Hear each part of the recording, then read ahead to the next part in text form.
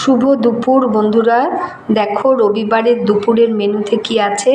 থাকছে সাদা ভাত, তাতে হয়েছে আর এখানে আছে বেগুন ভাজা, এখানে আছে লাউ শাকের তরকারি, শিম বেগুন আলু কুমড়ো ডালের বড়ি ধনেপাতা কাঁচা লঙ্কা কালো জিরে দিয়ে এই তরকারিটা হয়েছে। এটা আমাদের বাড়িতে সবার খুব ফেভারিট।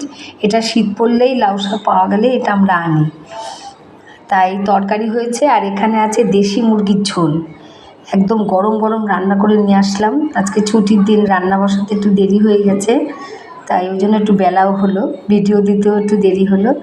তা দেখো রান্না করেছি, চলে এসো যে যে খাবে। সবাই তো কমেন্টে বলো দিদি একদিন যাব, দিদি একদিন যাব, তা আসো, চলে এসো। যার ইচ্ছা হবে সেই আসতে পারো, কোনো অসুবিধা নেই। সবাই ভালো থেকো, সুস্থ থেকো, আমার পাশে থেকো। যদি এই রান্নাগুলো ভালো লাগে একটা লাইক কমেন্ট শেয়ার করো। টাটা।